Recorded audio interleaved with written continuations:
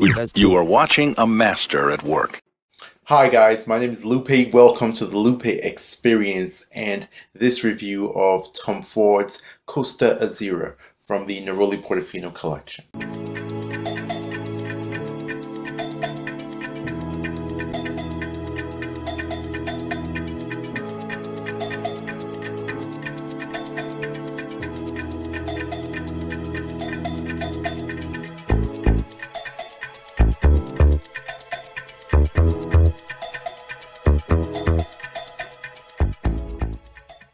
Tom Ford's Costa Azzurra is a woody, aromatic fragrance. It has a lot of fresh notes and a lot of woody notes to complement it. It is part of the Neroli Portofino collection, which is supposed to be a collection of Tom Ford's private blends, which allude to the Amalfi Coast in Italy. They're supposed to be light, summery, fresh, and just redolent of all the essences of the Amalfi Coast in Italy. Costa Azzurra is somewhat of an oddity in the Tom Ford private blend collection.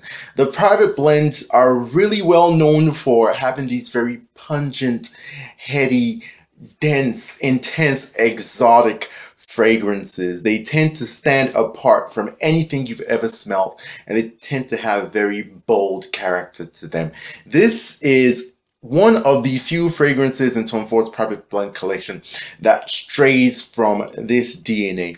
And Costa Azzurra opens up with a blast of dry woods with some fruity, sweet accords to back it up. Now, the note list of this fragrance is full, very, very lengthy. However, all that just does not come to play when you really dissect and smell the fragrance. Yes, there is a lot of this driftwood, which has the character of smelling like wood that has been afloat on sea for a long time. So it's woody, but has this very sort of dank, musty, almost decomposing smell to it. But at the top of Costa Azzurra, this woody note is backed up by a fruity, fresh accord that smells just like kiwi.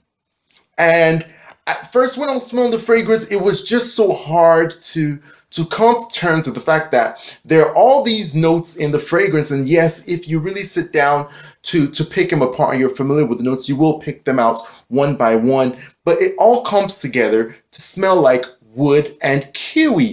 It is quite pleasant. It is done in a very fresh, effervescent, light way. So it's not too juicy or too thick or syrupy.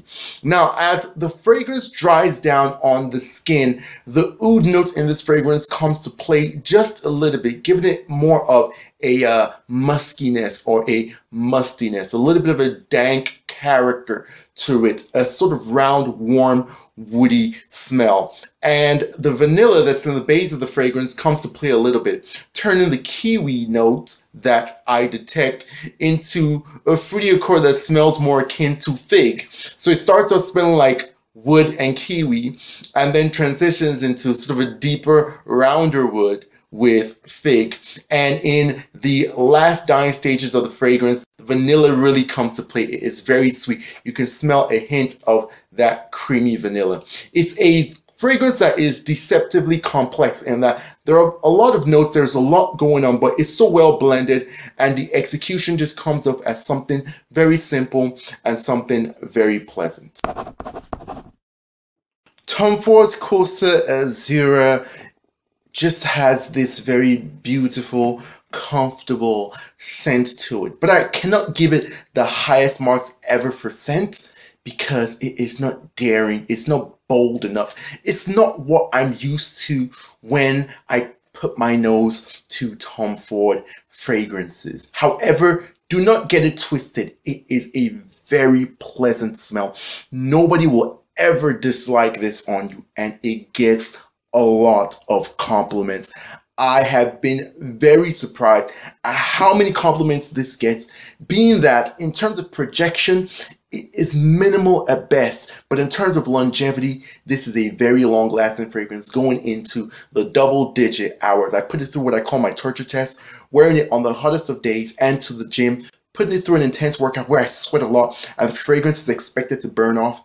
This passed with flying colors. In terms of versatility, a very versatile fragrance. I've been wearing this for months. I've had the privilege to test it in different occasions and different weather conditions, and this is definitely one that can be worn anytime. Will work for work. Definitely will be great on a first date when you don't want to do too much. You want to kind of play it safe. It definitely would work well for work, for holiday, cold or warm weather. It does lean quite masculine, so this is not very gender versatile. And in terms of uniqueness, this will get very low marks for me because it's just not something that's super polarizing or daring or new to the game. As a matter of fact, I compare the smell to Bleu de Chanel and Marc Jacobs' original fragrance for men, the one that has a prominent fig note, because this fragrance does smell like woods, kiwis, and figs. Also, it's part of the Neroli Portofino collection, so this will be very, very widely available. So while for a niche fragrance, I would usually give a high mark for being unique, this will not get that sort of high mark. However, do not get it twisted. This is a fantastic fragrance, and I love the fact that it is in my collection.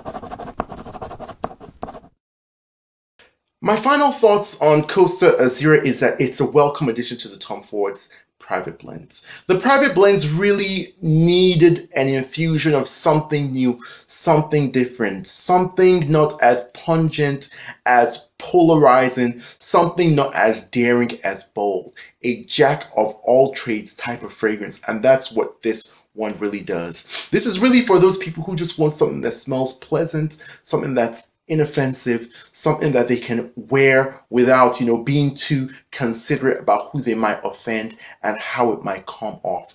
It's definitely a scent that you can easily put on and just wear and know that you smell clean, you smell nice, and people will like the way you smell. This fragrance, although all the notes portend this sort of complexity, this woody depth, it smells like wood and kiwi. That is what Tom Ford's Costa Azzurra smells like. And I absolutely love the fact that it comes in this beautiful, shade of blue. It's a fantastic looking bottle, one that would definitely look sexy sitting on your countertop with your other fragrances.